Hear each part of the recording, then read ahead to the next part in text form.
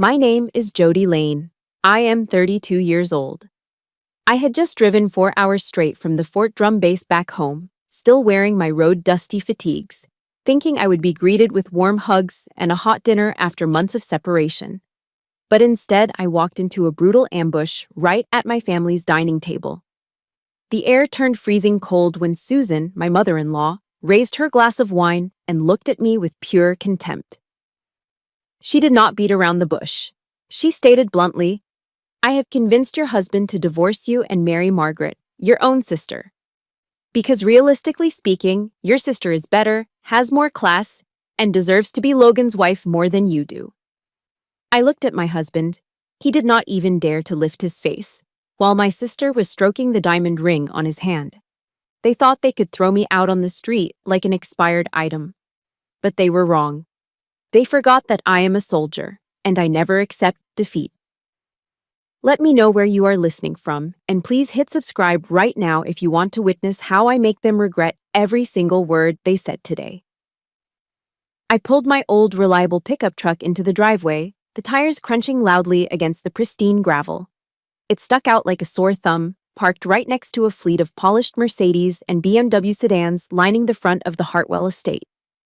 This was the monthly Sunday dinner, a mandatory ritual for the Philadelphia mainline elite, a circle my husband's family had belonged to for generations. I smoothed out the creases on my Class A uniform, trying to look as presentable as possible.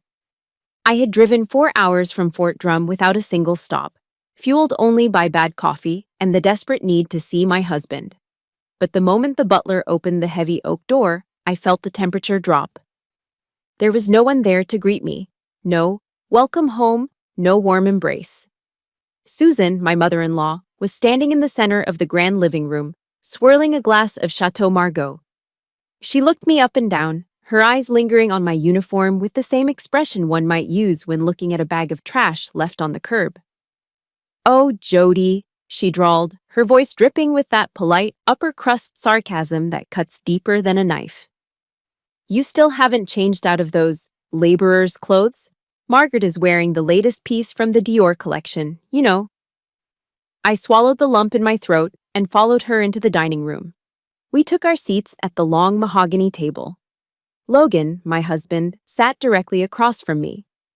I tried to catch his eye, to smile, to connect, but he was fascinated by his bowl of lobster bisque. He refused to look up. Sitting right next to him was Margaret, my own flesh and blood, my little sister. She looked radiant, I had to admit, her hair perfectly coiffed, her skin glowing. But then I saw her hand. She placed it deliberately, possessively, on my husband's forearm. The silence in the room was suffocating. The only sound was the sharp, dry clinking of silver cutlery against bone china. It sounded like skeletal fingers tapping. Then Susan tapped her spoon against her wine glass. Clink, clink, clink. "Attention, everyone," she announced. She did not look at me. Her eyes were fixed adoringly on Margaret. Today, this family needs to celebrate a new future. A future that actually befits Logan's pedigree and ambition. My heart started hammering against my ribs. I felt a cold sweat prickling the back of my neck. And then she said it. The sentence that ripped my world apart. "I have successfully convinced Logan to finalize the divorce with you, Jody, and to marry Margaret.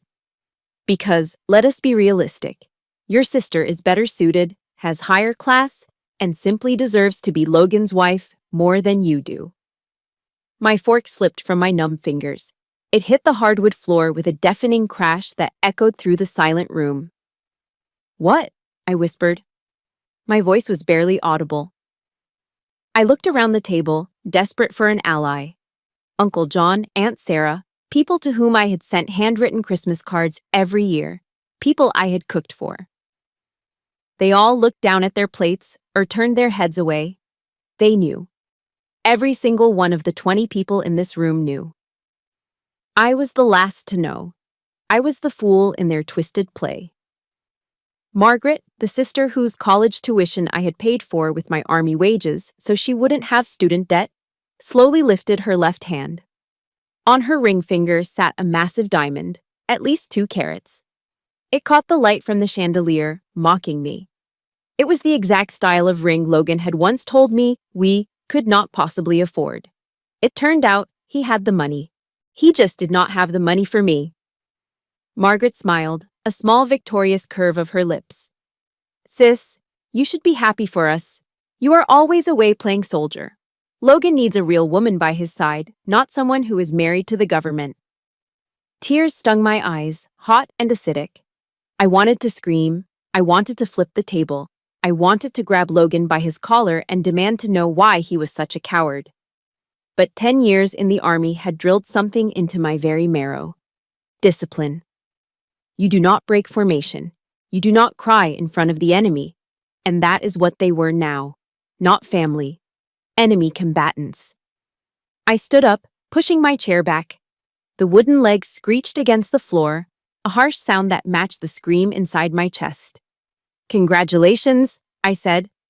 My voice was cold, steady, even though my hands were trembling violently beneath the table. Congratulations on showing me exactly what upper class looks like. Susan let out a scoff, taking a sip of her expensive wine. Don't be dramatic, Jody. You are so military. So rough. Just sign the papers and leave quietly. Try to keep a shred of dignity. I looked at Logan one last time. He was still staring at his soup, a coward to the bitter end.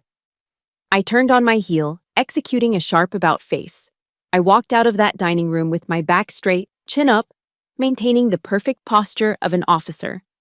But inside, as I marched toward the heavy front door, I was bleeding out. I stepped out into the night air, the heavy door clicking shut behind me with a sound of finality. I was alone. After that Sunday dinner from hell, a rational person would have filed for divorce the very next morning. But I was not rational. I was a soldier in denial. I told myself that Logan was being manipulated by his mother. I told myself that my sister was just young and confused. In the army, we have a creed. I will never leave a fallen comrade. And in my mind, my marriage was the battlefield, and Logan was the comrade I had to save. 3 days later, I took leave and drove to our suburban apartment. It was a nice place, a 2-bedroom unit near the park that we had picked out together. On the way, I made a detour to South Philadelphia, pulling up to the neon lights of Pat's King of Steaks. I stood in line and ordered 2 cheesesteaks, whiz with cheese whiz and fried onions, just the way Logan loved them. The greasy, savory smell filled the cab of my truck as I drove. I rehearsed my speech. I was going to remind him of our vows. I was going to fight for us. I thought I was being a warrior, but as I walked up the steps to our unit, holding that paper bag stained with grease, I realized I was just a fool walking into a trap. The front door was unlocked. My heart started to pound against my ribs, a heavy rhythmic thud. I stepped inside. The familiar scent of our home, usually coffee and laundry detergent, was gone. Instead, the air was thick, almost choking, with the smell of expensive perfume. It was Dior. It was Margaret's scent. I walked into the living room and froze. My battle dress uniform, my BDU, which I had carefully hung on the back of a chair before leaving for the base weeks ago, was lying in a heap on the floor. It had been kicked into the corner like a dirty rag. Scattered across the sofa were silk dresses and shopping bags. The bedroom door was ajar. I moved toward it, my boots heavy on the carpet. I pushed the door open. The sight that met my eyes hit me harder than any physical blow I had ever taken in combat. There, on the queen-sized bed that we had bought with our first savings, were my husband and my sister. But what made bile rise in my throat was not just the act itself, it was the blanket. They were tangled together under the patchwork quilt my grandmother had made for me. She had spent 2 years stitching that quilt by hand, sewing pieces of her old dresses and my grandfather's flannel shirts into a pattern of stars. She gave it to me on my wedding day, whispering that it would keep our marriage warm. Now it was being used to cover their betrayal. They did not stop immediately. Margaret looked up, her hair messy, her lipstick smeared. She didn't scream. She didn't cover herself in shame. She brushed a strand of hair from her face and looked at me with a gaze that was pure poison. It was a look of challenge. Logan scrambled up, pulling the quilt, my grandmother's quilt, up to his chest. There was no apology in his eyes. There was only annoyance, like I was a telemarketer interrupting his dinner. "I told Mom to tell you," he said, his voice flat and unbothered. "What are you doing here, Jody? Did you come to beg?" I stood there, clutching the bag of cooling cheesesteaks until my knuckles turned white. "Why, Logan?" I choked out. "Of all the people in the world, why my sister?" Logan let out a short, dismissive laugh. "Look at yourself, Jody. You are too rigid. Living with you is like living in a barracks. I need a woman who is soft, who knows how to host parties, who helps me network with the business crowd. Margaret makes me feel like a man. You just make me feel inferior." I know I'm not the only one who has felt this sting. If you have ever given your all to someone only to be told you were too much or not enough, please hit the like button right now. And in the comments, just write "I know" so I can see I'm not alone in this. Before I could respond, a shadow moved in the doorway behind me. It was Susan. She had been in the living room the whole time, silently directing this stage play. "The lawyers have finished the paperwork," she said, her voice crisp. "The deed to this apartment is in Logan's name.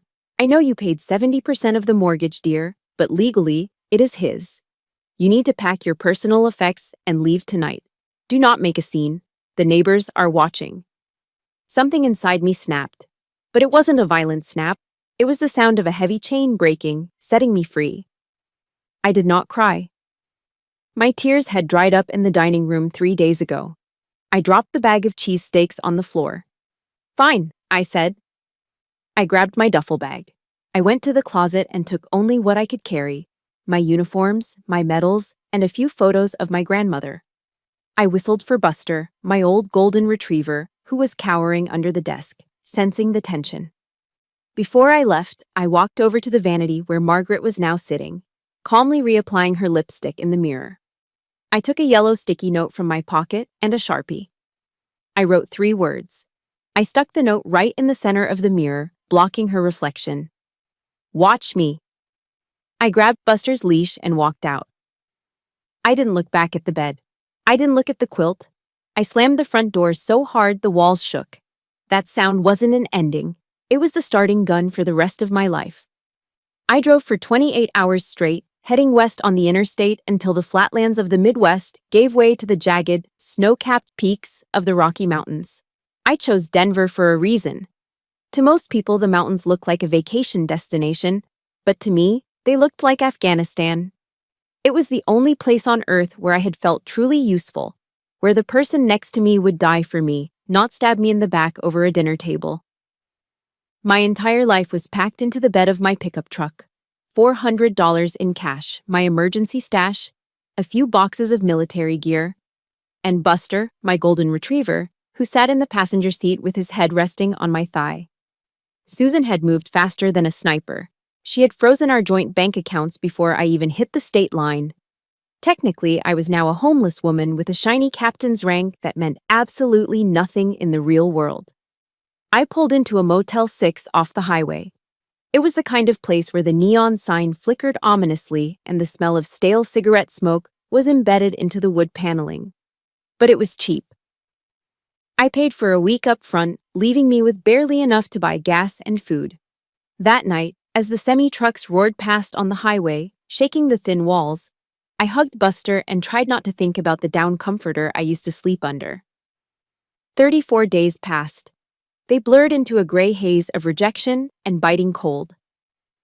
My separation pay and VA benefits were delayed in the bureaucratic machinery of the government. I had sent out 50 resumes.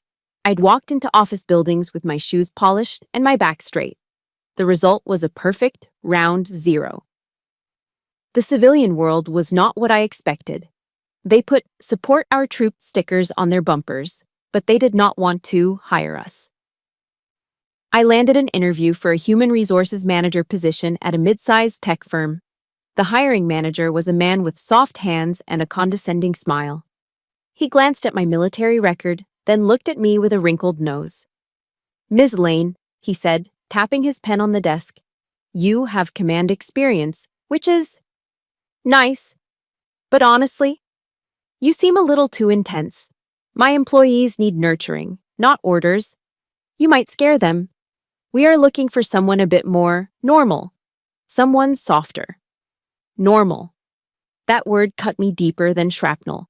I was intense because I had to be. I was hard because I had spent a decade making sure people like him could sit in their heated offices and judge me without fear of being blown up. I walked out of there holding back tears of rage. By day 35, I hit the bottom. I had run out of the mini propane canisters I used to boil water. The Denver winter had set in, and the temperature inside my truck, where I spent my days to save motel electricity, was freezing. My dinner that night was a packet of ramen noodles. Without hot water, I had to crush the dry block of noodles inside the wrapper, sprinkle the seasoning packet over it, and eat it like chips. I sat on the edge of the motel bed, crunching on the dry, salty noodles. Buster rested his chin on my knee, letting out a low, hungry whine. "I am sorry, buddy," I whispered, my voice cracking. I poured half of the dry noodles into my hand and let him lick them up. "I promise, tomorrow will be different." The cold seeped through the thin motel blanket that night. I lay there shivering, and for a split second, a traitorous thought entered my mind. I remembered the fireplace at the Hartwell mansion. I remembered the endless trays of food they threw away after parties. If I called Logan, if I begged, maybe he would let me come back. Maybe I could sleep in the guest room. But then the image of them in my bed flashed in my mind. The quilt, the smirk on Margaret's face. No. I would rather freeze to death in this motel room than trade my dignity for their warmth. The next morning, I had one last shot. A marketing agency called Pinnacle Solutions had called me for an interview. It was a long shot, but it was all I had. I got into my truck and turned the key. The engine sputtered. The gas gauge needle was buried below the red line, resting on empty. Panic, cold and sharp, gripped my chest. I began tearing through the truck. I checked the glove box, the space under the seats, the pockets of my old uniforms. I gathered every coin I could find. I stood at the gas pump nearest the motel, counting out my treasure. Nickels, dimes, and pennies. My hands were red and numb from the cold. "Come on, lady, hurry it up," a voice sneered behind me. I turned to see a man in a pristine Mercedes SUV waiting for the pump. He looked at my faded jeans, my handful of dirty coins, and shook his head in disgust. He didn't see a captain. He saw a bum. The shame burned my face, hotter than fire. I wanted to throw the coins at him. I wanted to scream. But I didn't. I gripped the cold metal of the pennies until they dug into my skin. I looked up at the gray, unforgiving sky. I needed something, not money, not food. I needed strength. The words of Psalm 144, verse 1, came to my lips. It was the verse we used to whisper before patrols. "Blessed be the Lord my rock, who trains my hands for war, my fingers for battle." This was my new war. The enemy wasn't insurgents. It was hunger. It was pride. It was the world that wanted me to fail. "I will not break," I whispered to the gray sky. I walked into the station and prepaid exactly $3.45. It put just enough gas in the tank to get me to the interview. It was a one-way trip. I didn't have enough gas to get back to the motel. If I didn't get this job, I was stranded. But a soldier doesn't retreat. I put the truck in gear and drove toward the city. I walked through the revolving glass doors of Pinnacle Marketing Solutions with an empty stomach and a pride that was held together by duct tape. The lobby was an assault on my senses. It smelled of expensive espresso and ambition. The walls were floor-to-ceiling glass, revealing a view of the Denver skyline that I usually only saw from the parking lot of the motel. The employees walking past me looked like they had just stepped off a runway in New York. The men wore tailored suits that cost more than my truck, and the women wore heels so high I wondered how they didn't break their ankles. Then there was me. I caught my reflection in the polished steel of the elevator doors. I was wearing my only clean white button-down shirt and a pair of black slacks I'd bought at Target 5 years ago. They were ironed to military perfection, sharp creases, no wrinkles. but the fabric was cheap and the cut was outdated. I felt like an alien who had crash-landed on a planet inhabited exclusively by the beautiful and the wealthy. Jennifer, the HR assistant who had called me, met me at the reception desk. She gave me a once-over, her smile polite but slightly pitying. "Don't worry," she whispered, leaning in as she swiped her badge to let me through the security gate. Nathan Cross, our creative director, is a bit eccentric. But he told me specifically that he needs someone who doesn't cry when he yells. He needs a new kind of order. She led me down a corridor that buzzed with activity. We stopped in front of a frosted glass door at the end of the hall. Jennifer knocked once, gave me a thumbs up, and practically ran away. I took a breath, squared my shoulders, and opened the door. If the lobby was a runway, Nathan Cross's office was a bomb site. Sketches and storyboards were taped haphazardly to the walls. The desk was invisible beneath mountains of paper, fabric swatches, and a pyramid of empty Red Bull cans. A basketball hoop was mounted over the trash can, and the floor was littered with crumpled balls of paper. Failed ideas, I assumed. Nathan was sitting behind the desk, leaning back in a leather chair, tossing a foam ball into the air and catching it. He didn't look like a boss. He wore a graphic t-shirt under a blazer and Converse sneakers. He looked tired, bored, and brilliant. He caught the ball, stopped, and looked at me. His eyes scanned my resume on his desk, then flicked up to my face. "Pa'o," he said. He didn't say hello. "Public Affairs Officer, United States Army." "Yes, sir," I replied instinctively. He raised an eyebrow. "Sir?" "We don't do sir here, Jody. This is advertising, not the infantry." He picked up my resume and waved it like a white flag. "You spent 10 years writing press releases about convoys and IEDs. You managed crisis communications in war zones. Why are you here?" "We sell soda and dreams, not national security." His tone wasn't malicious like Susan's had been. It was skeptical. He was testing me. "I am here because I need a job," I said, my voice steady. "Honest. I like that," he said, tossing the resume back onto the pile. "But honesty doesn't sell cars. Creativity does. And looking at you, no offense, but you look like you iron your socks." I felt the heat rise in my cheeks, but instead of shrinking away, I felt a familiar spark. It was the same feeling I got before a briefing. I took 2 steps forward, entering his territory. "You need order," I said, pointing a finger at the disaster zone he called a desk. "You have brilliance in this room, Nathan, but it is buried under trash. You are drowning in chaos." Nathan paused, the foam ball hovering in his hand. "I know how to tell a story that makes people care about life and death when bullets are flying," I continued, my voice gaining that command resonance. "I know how to manage information when silence can get people killed. If I can sell the mission to a group of terrified villagers or a hostile press corps, then selling sugar water to teenagers is a piece of cake."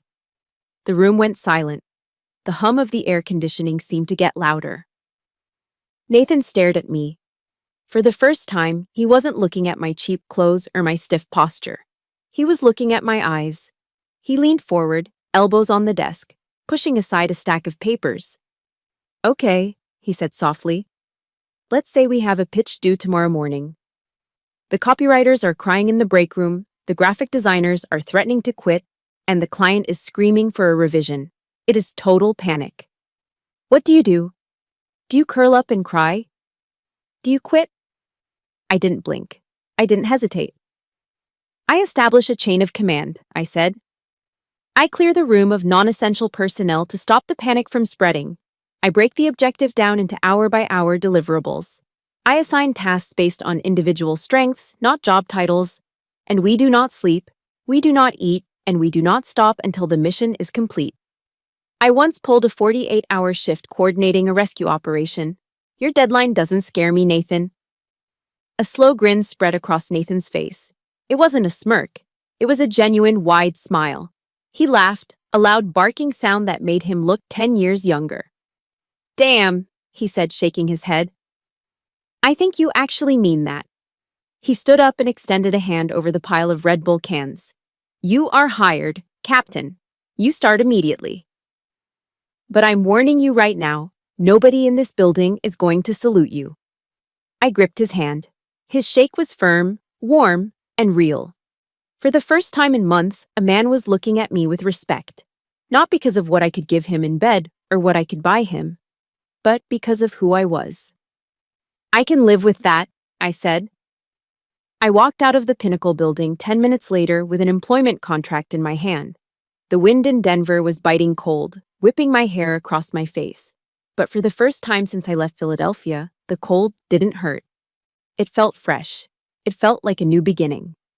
I treated Pinnacle Marketing Solutions less like an advertising agency and more like a battalion in need of reorganization.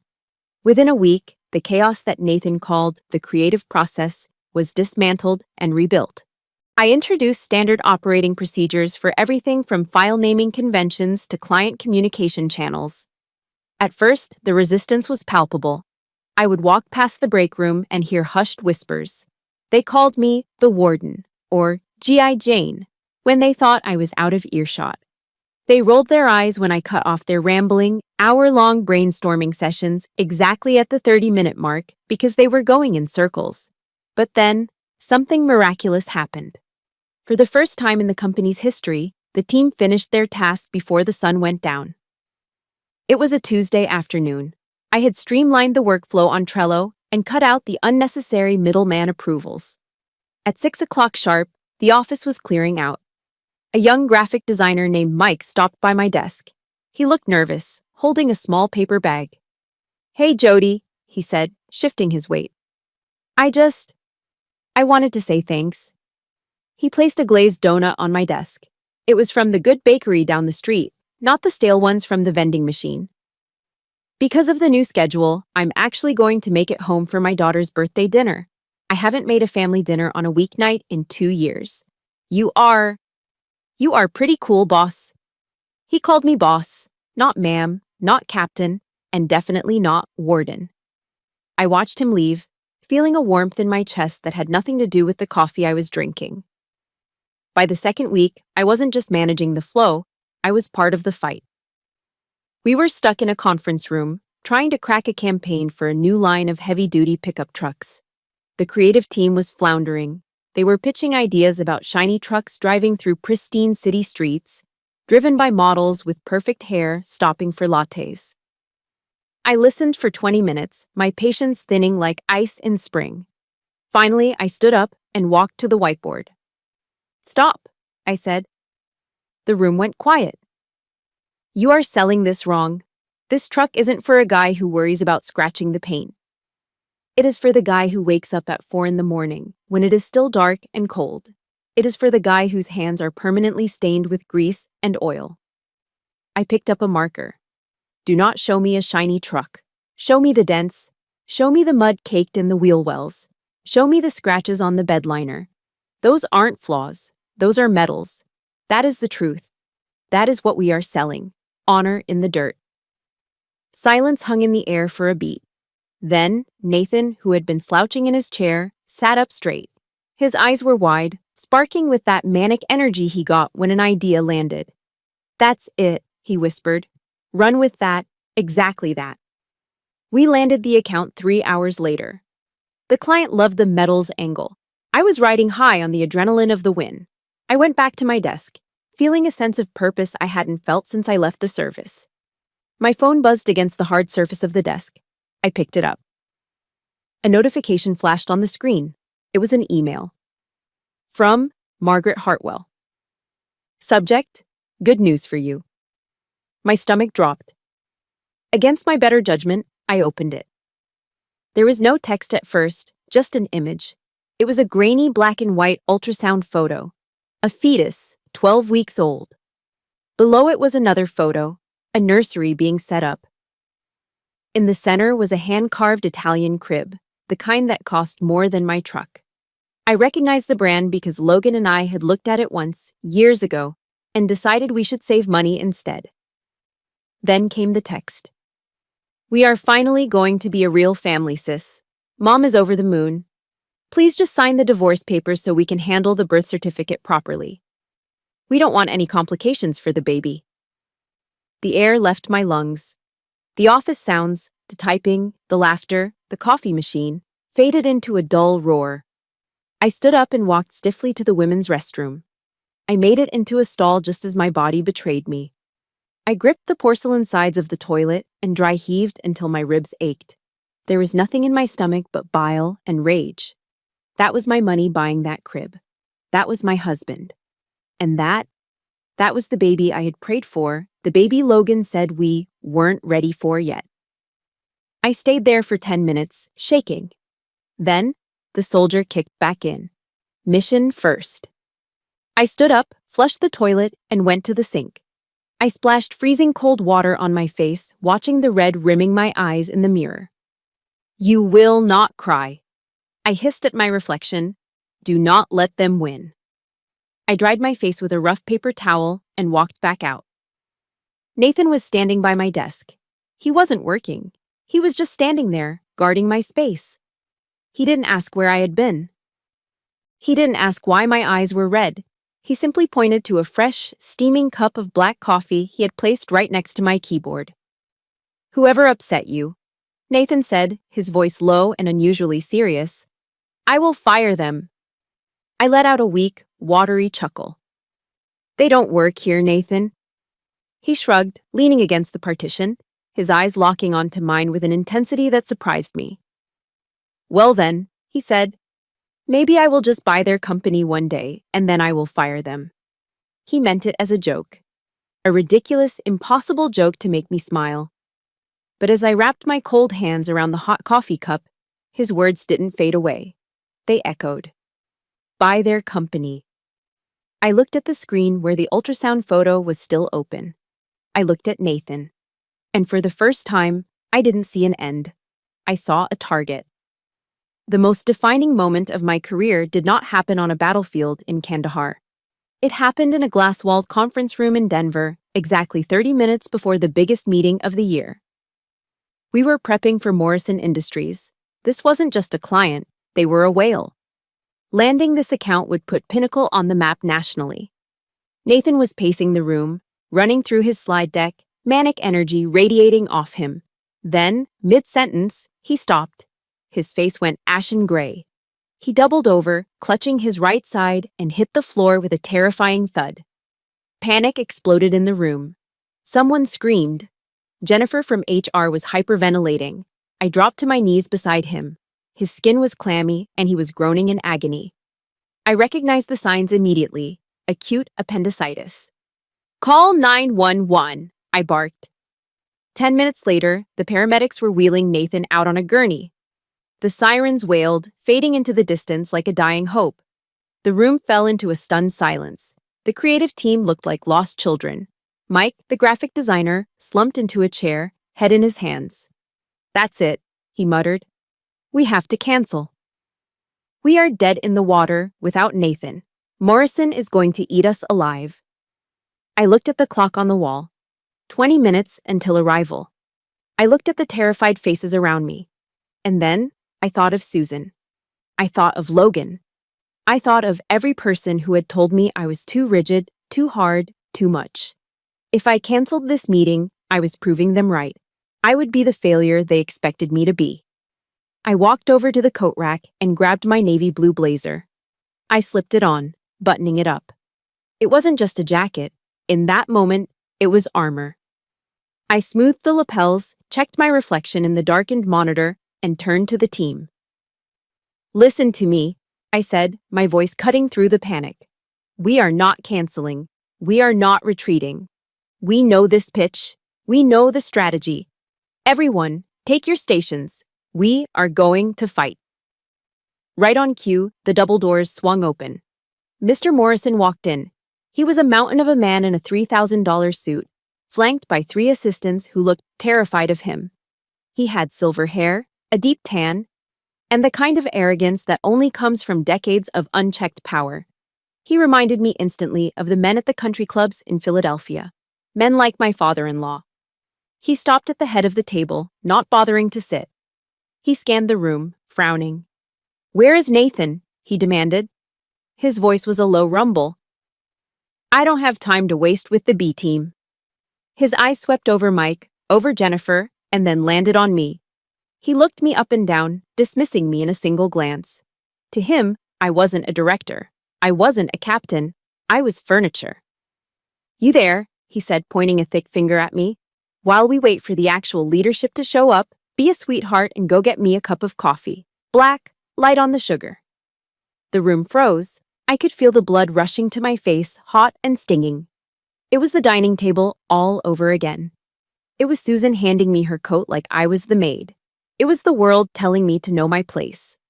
But the Jody who had walked out of that dining room crying was gone. The woman standing here had survived winter in a truck. She had built a team from chaos. I didn't move an inch. I locked my knees and stood at attention, my posture rigid steel. "Mr. Morrison," I said. I used my command voice. It is a tone you learn in officer training, deep, resonant, projecting from the diaphragm, designed to be heard over the roar of helicopter blades. It is not a yell, it is a force of nature. "Nathan is in emergency surgery. My name is Jody Lane. I am the director of operations, and I am leading this pitch." Morrison blinked, taken aback. He opened his mouth to interrupt, but I didn't let him. "You have two choices right now," I continued, stepping closer to him, invading his command space. "Choice 1, you can walk out that door and lose the most aggressive, effective marketing strategy this market has ever seen to your competitors. Or choice 2, you can sit down, get your own coffee if you need it, and give me 10 minutes. I'm going to show you how to increase your revenue by 20% in the next quarter. The choice is yours." The silence that followed was heavy enough to crush a tank. The air conditioning hummed. Mike looked like he was about to faint. I know so many of you have been in this exact spot, underestimated, disrespected, and pushed to the edge. If you are rooting for Jody right now, please hit that like button. And in the comments, I want you to write, "I am not a quitter," if you have ever had to stand tall when someone tried to make you feel small. Morrison stared at me. His eyes narrowed, assessing the threat. He looked for fear. He found none. Then, slowly, a grin spread across his face. It wasn't a nice smile, but it was a respectful one. He pulled out the chair at the head of the table and sat down heavily. "All right," he chuckled, leaning back. "You got guts, lady. I haven't been talked to like that since basic training. You have 10 minutes. Go." I didn't use the clicker. I didn't look at the screen. I knew every number, every metric, every tactical advantage by heart. I delivered the pitch with the precision of an airstrike. I didn't sell him a dream. I sold him a victory. When I finished, exactly 10 minutes later, I stopped and looked at him. Morrison stood up slowly. He didn't look at his assistants. He started clapping. A slow, rhythmic clap. "Damn," he said. "You are tougher than any of the empty suits I hire. Where do I sign?" An hour later, I was in the hallway, calling Nathan. The adrenaline was finally fading, leaving my hands shaking slightly. "Hello?" Nathan's voice was groggy, sounding thick from the anesthesia. "It is done," I said, leaning my forehead against the cool glass of the window. Morrison signed. We got the account. There was a long pause on the other end. Then a weak, drug-fueled laugh. "Jennifer texted me," Nathan rasped. "She said you staged a coup. She said you looked like you were about to execute him for treason. You scared the living daylights out of a billionaire, Jody." "I just established order," I replied, smiling. "You are not an assistant, Jody," Nathan whispered, his voice drifting off as the nurses came to check on him. "You are not a manager. You are a general. Remind me never to get on your bad side." I hung up the phone. I looked out at the Denver skyline, bathing in the golden light of the afternoon sun. I wasn't just surviving anymore, I was conquering. 2 weeks after the Morrison contract was signed, Nathan walked into my office and closed the door. He wasn't holding a new brief or a client complaint. He was holding a cardboard box. "I am resigning," he said, placing the box on my desk. "I am tired of making money for people who don't know the difference between a typeface and a target audience. I am starting my own agency, and I am not doing it without you." I stared at him, stunned. "You want me to be your employee?" Nathan shook his head, a mischievous glint in his eye. "No, Jody, I don't want to be your boss. I want to be your partner." 50-50. Cross-lane creative. We set up shop the very next day in the most cliché, yet perfectly American way possible, in his garage. It was the dead of winter in Denver. The garage was drafty, smelling of gasoline and sawdust. We pushed his old Mustang to the driveway to make room for 2 folding tables and a whiteboard we bought from Staples. For the next 6 months, that freezing garage was my whole world. We worked 16-hour days. Our diet consisted almost entirely of cold pepperoni pizza and cheap Coors Light beer because we were pouring every cent of profit back into the business. We argued constantly. We fought over fonts, over strategy, over which clients to pitch. But for the first time in my life, I wasn't fighting to defend my existence. I was fighting to build it. One night, after a particularly grueling session where we cracked a campaign for a local brewery, the adrenaline faded into exhaustion. We were sitting on the concrete floor, leaning against the cold wall, sharing a six-pack. I don't know why, maybe it was the fatigue or the beer, but I told him everything. I told him about the dinner in Philadelphia. I told him about the quilt. I told him how Logan had called me too rigid and too hard. I expected Nathan to look uncomfortable. Most civilians do when you unload that kind of trauma. Instead, he reached out and covered my hand with his. His grip was firm, grounding. "They were blind, Jody," he said softly. "They threw away a diamond because they were too stupid to realize it wasn't just a rock. They wanted a decoration. I want a partner." That was the moment the ice around my heart finally began to melt. Winter turned into spring, and then back to winter again. Cross-lane creative was growing. We moved out of the garage and into a loft downtown. One snowy evening, we had just closed a massive deal with a tech startup. The office was empty, the staff having gone home to celebrate. I was staring out the window at the falling snow, feeling a sudden wave of vulnerability. "Am I too much?" I asked, the old ghost of Logan's voice whispering in my ear. "Am I too aggressive, Nathan?" Nathan walked over and stood beside me. He didn't try to hug me or shush me. He reached up and tucked a loose strand of hair behind my ear, his fingers lingering on my jawline. "You are hard," he admitted, his voice low and rumbling. "But that hardness, it is the most beautiful thing I have ever seen. It is a wall, Jody. It protects the things that matter. I don't want you to soften up. I want to be the guy standing right behind that wall with you, handing you the ammunition. I want to reload for you." He leaned in, and our first kiss didn't taste like fireworks or fairy tales. It tasted like cheap beer, exhaustion, and absolute safety. It was the kiss of 2 soldiers finding each other in the trenches. 18 months later, we were in a quarterly review meeting. Just the 2 of us. "Okay, let's look at the projections," Nathan said, sliding a thick bound report across the mahogany conference table. "Flip to the last page. I think the long-term forecast is interesting." I flipped through the spreadsheets and graphs, sipping my coffee. When I turned to the final page, I froze. There were no numbers. There was just a single line of text in bold, Helvetica font. "Proposal for permanent merger, Nathan and Jody." My breath hitched. I looked up. Nathan was no longer in his chair. He was down on one knee on the office carpet. He wasn't holding a velvet box. He was holding a simple platinum band that looked strong enough to survive a war.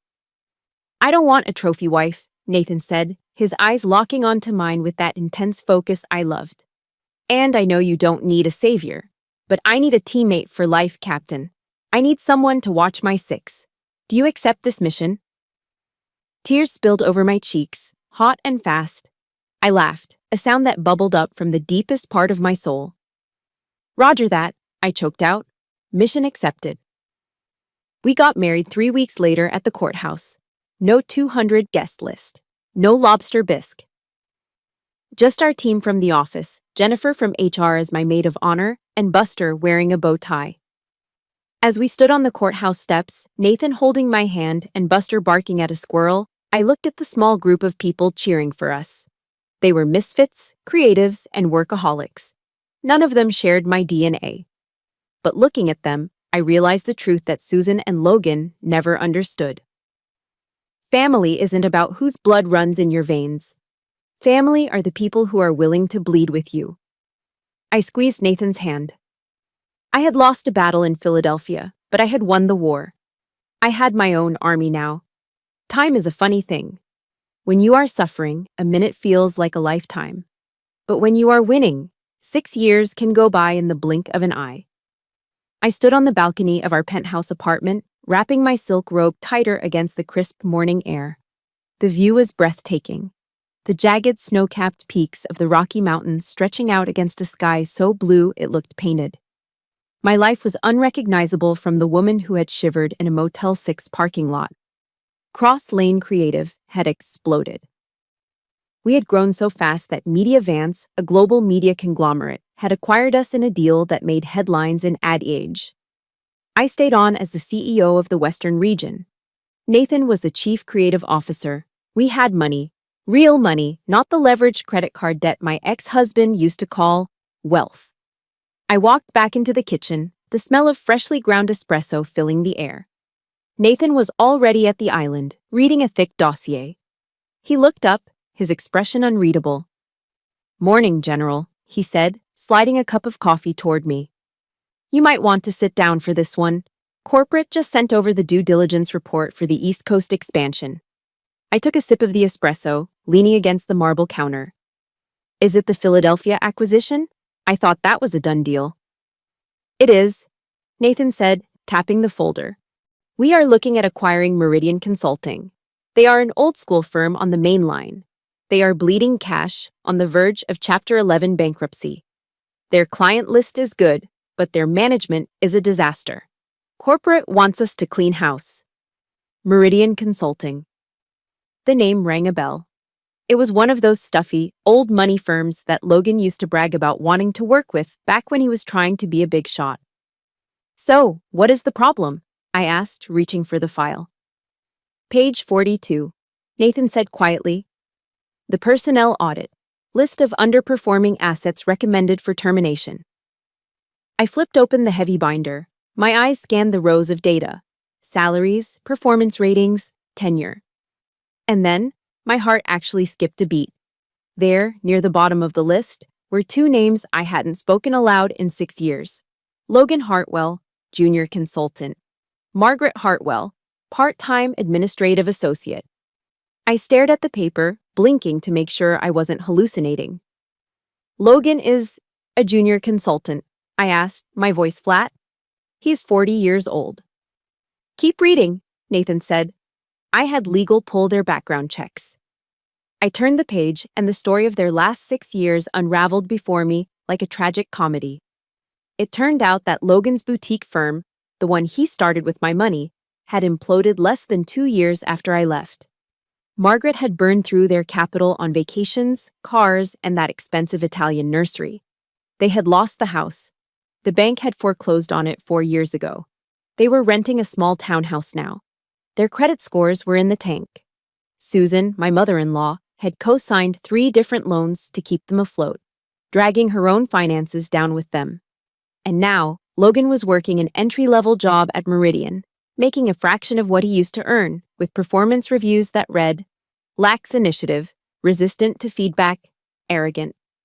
And Margaret, the woman who needed to be pampered? She was working part-time filing papers to help pay the rent. The irony was so sharp it almost cut me. I, Jody Lane, the woman they had thrown out like trash because I wasn't classy enough, was the CEO of the company that was about to buy their employer.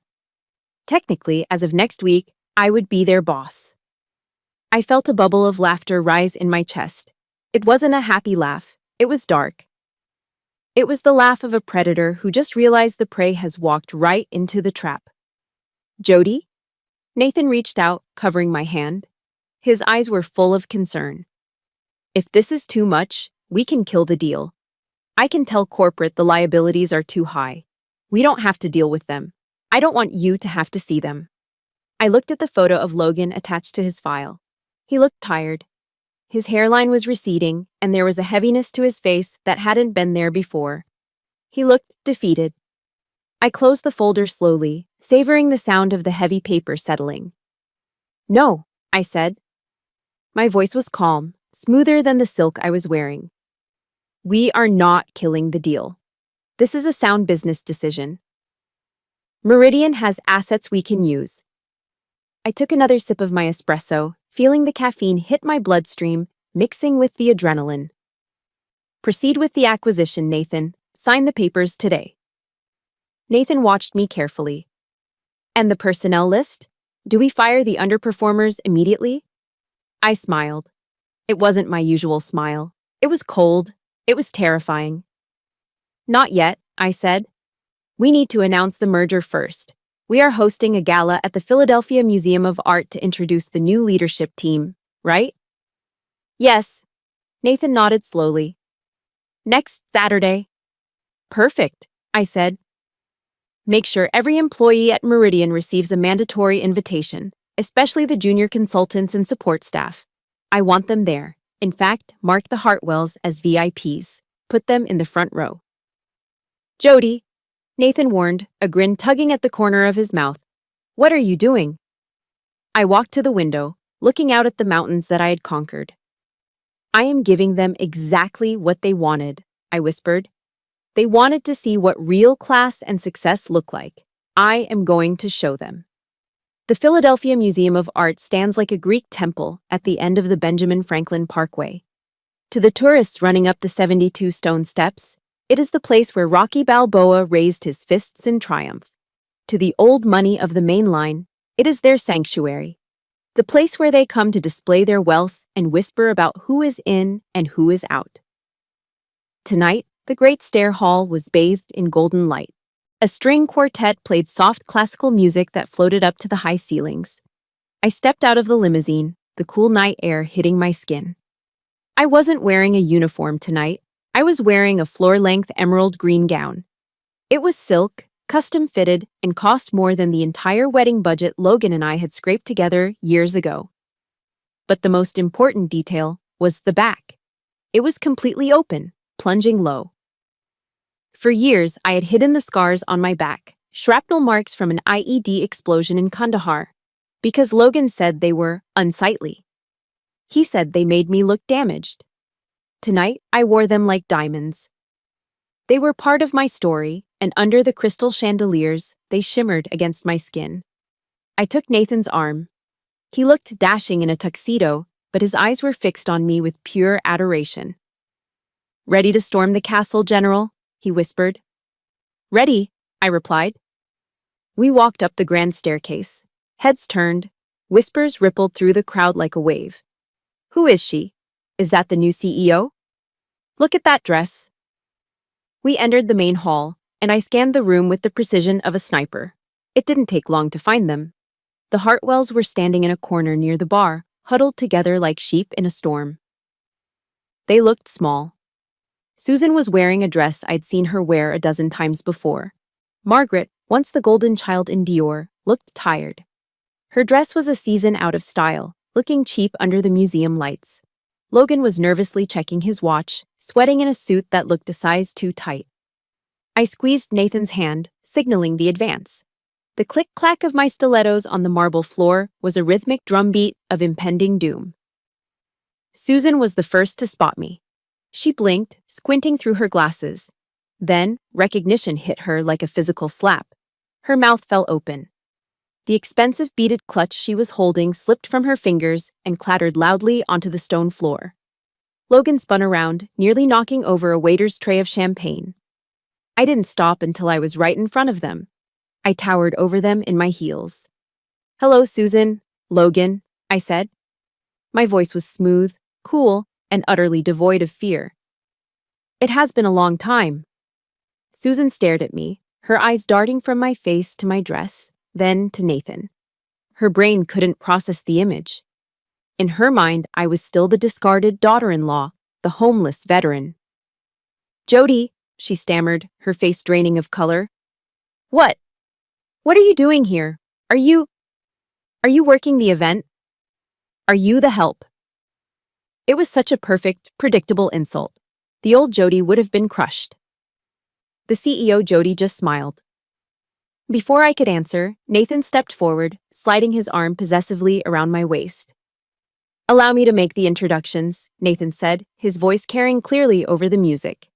This is Jody Lane. She's my wife, my partner, and the co-founder of Cross Lane Creative. He paused for effect, letting the words sink in. She is also the new regional CEO of Media Vance, Nathan continued, locking eyes with Logan. Which makes her the owner of the parent company that just acquired Meridian Consulting. So, technically speaking, she is your boss. The silence that followed was deafening. Logan looked like he was going to be sick. Sweat was beading on his forehead. You, Logan choked out, his voice trembling. You are the new owner. I looked him in the eye, smiling with pity. That is correct, Logan, and I have been reviewing the personnel files. I hope your performance report for next month shows some improvement. I hear your billable hours are significantly below the company standard, and you know I have zero tolerance for incompetence. He turned a shade of gray I'd never seen on a human being before. Just then, the music faded. The spotlight shifted to the podium at the front of the room. It was time for the keynote speech. Excuse me, I said, brushing past Margaret without even looking at her. I have a company to run. I walked to the stage, the heavy silk of my dress flowing behind me. I stepped up to the microphone and looked out at the sea of faces, hundreds of Philadelphia's wealthiest and most powerful people. And right in the front row, paralyzed in their VIP seats, were the Hartwells. Good evening, I said, my voice amplified through the speakers, commanding absolute attention. Tonight marks a new chapter for Meridian Consulting. We are trimming the fat. We are prioritizing merit over legacy. I pressed a button on the clicker. The massive screen behind me lit up. It displayed the new organizational chart for the company. At the very top, in a large blue box, was my name, Jody Lane, CEO. At the very bottom, in a section highlighted in red labeled Probationary, Under Review, were two names, Logan Hartwell and Margaret Hartwell. A gasp went through the room. It was subtle, but it was there. Everyone could see it. Margaret stood up halfway, her face crumpled in desperation. She forgot where she was. She forgot the crowd. Jody, she cried out from the floor, her voice shrill and desperate. Sis, please, we are family. You have to help us. I looked down at her from the podium. I let the silence hang for 3 seconds. Family? I asked into the microphone, my voice echoing off the high stone walls. No, Ms. Hartwell. You are a part-time associate on a temporary contract. And if you want to keep your job to feed your child, I suggest you sit down and focus on your work instead of riding on someone else's coattails. I leaned in closer to the mic, my eyes hard as flint. In my company, there is no room for traitors. There is only room for soldiers. I stepped back. The room erupted into applause. It was thunderous. They weren't clapping for my cruelty, they were clapping for the power. I looked down at the front row one last time. Logan had his head in his hands. Susan was weeping silently into a napkin. Margaret was staring at the floor. They were destroyed. Not by a weapon, not by a lawsuit, but by the sheer, undeniable weight of my success. The valet brought our rental car around to the front of the museum steps. It wasn't a limousine this time, just a sleek, black sedan. I was done with the show. I was done with the performance. The adrenaline that had fueled me through the speech was beginning to ebb, leaving behind a bone-deep exhaustion. As Nathan tipped the valet and opened the passenger door for me, a figure emerged from the shadows of the stone pillars. It was Susan. Without the ambient lighting of the gala, she looked frail. The arrogance that had once stiffened her spine like a steel rod was gone, replaced by a slump of defeat. Her makeup was smudged, and she was shivering in the night wind. She hurried toward the car, rapping her knuckles against the passenger window. Jody, she called out, her voice muffled by the glass. Jody, please, just a minute. I hesitated. Part of me wanted to tell Nathan to just drive, but the soldier in me needed to verify that the threat was neutralized. I pressed the button, and the window slid down with a quiet hum. Jody, Susan breathed, clutching her shawl tighter. We need to talk. I know things were said in the past. I know I was harsh, but the family is struggling, the loans, the baby. If you could just offer Logan a grace period, or maybe a severance package. I looked at her. I really looked at her. For years, this woman had been the monster in my nightmares. But now, under the harsh streetlights of Philadelphia, she was just an old, bitter woman who had bet on the wrong horse. Mrs. Hartwell, I said. I didn't call her Mom. I didn't call her Susan. I gave her the formal title of a stranger. You were right about one thing 6 years ago. She blinked, a flicker of hope sparking in her eyes. I was? Yes, I said softly. You said I was too hard. You were absolutely right. But what you didn't understand is that my hardness is not a flaw. It is a wall. It is a perimeter I built to protect myself. And that wall does not have a door for people like you anymore. Jody, please, she whispered, reaching for the door handle. Do not contact me again, I said. My voice was calm, devoid of anger. If you do, you will be hearing from my legal team, not family. I pressed the button. The window rolled up, sealing me inside the warmth of the car. I watched her reflection fade in the side mirror as we drove away, a small gray figure left behind in the cold. We drove back to the Ritz-Carlton in silence, but it was a comfortable silence. When we got to our suite, the first thing I did was kick off my shoes. The Christian Louboutin heels, with their famous red bottoms that signaled status and power, clattered into the corner of the room. They were beautiful, but they hurt like hell. I peeled off the emerald gown, leaving it in a heap, and pulled on one of Nathan's oversized hoodies and a pair of sweatpants.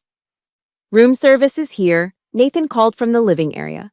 He hadn't ordered champagne. He hadn't ordered caviar or truffles to celebrate our victory. On the low coffee table sat a silver serving tray holding 2 large steaming bowls of pot roast. It was the ultimate American comfort food. Chunks of tender beef that fell apart with a fork, carrots cooked until they were sweet, and a mountain of buttery mashed potatoes drowning in rich brown gravy. We didn't bother with the table. We sat on the plush carpet, leaning back against the sofa, eating with spoons.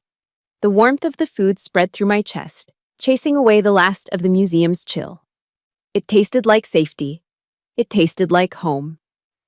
Nathan reached over and wiped a smudge of gravy from the corner of my mouth with his thumb.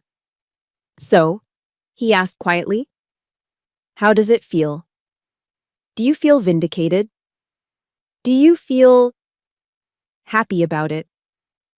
I paused, a spoonful of potatoes halfway to my mouth. I thought about Logan's terrified face. I thought about Margaret's desperate plea. I don't feel happy about their suffering, I said, realizing it was the truth. And I don't feel the need to gloat. No? Nathan asked.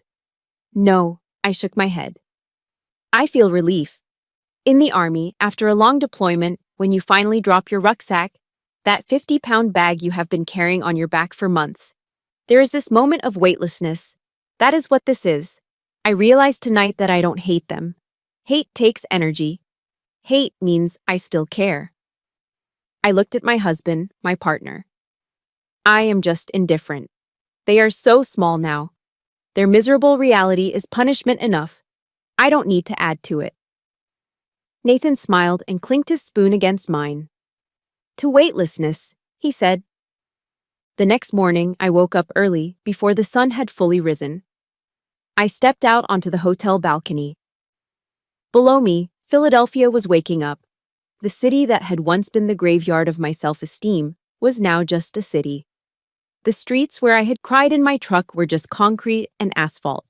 They held no power over me anymore. The sun crested over the Delaware River, painting the sky in shades of gold and pink. I looked down at my hand resting on the railing. Next to the diamond engagement ring Nathan had given me, I wore a simple gold band. I took a deep breath of the cool morning air. I am Jody Lane. I am a soldier. I am a CEO. But most importantly, I am a woman who saved herself. If you are listening to this story right now, sitting in your car or your kitchen, feeling like the world is closing in on you, listen to me. Do not let them define you. Do not let them tell you that you are too much or not enough. Do not let the pain break you. Take that pain, forge it in the fire of your resilience, and turn it into a weapon. Build your wall. Protect your peace. And one day, you will look back at the people who tried to destroy you, and you won't feel anger. You will just keep driving, and you won't look in the rearview mirror. If there is one lesson I want you to take away from my journey, it is this. You do not owe your loyalty to people who constantly disrespect you, even if they share your last name. We often stay in toxic situations because we are afraid of the unknown, afraid of starting over with nothing. But I learned that starting over is just another word for freedom. True dignity isn't about the title on your business card or the price of your dress. It is about what you refuse to tolerate. You have the power to edit your life story. Do not be afraid to cut out the characters who are holding you back. Your peace is worth more than their approval. Now, I want to hear from you. Have you ever had to walk away from a family member to save your own mental health? Or perhaps you are currently finding the strength to draw that line. Please share your thoughts in the comments below. Your story might be the exact encouragement someone else needs to read today. If my victory brought you a little bit of joy and hope, please hit that like button and subscribe to the channel. We are building a community of survivors here, and I don't want you to miss the next story. Until next time, stay strong and keep your head high.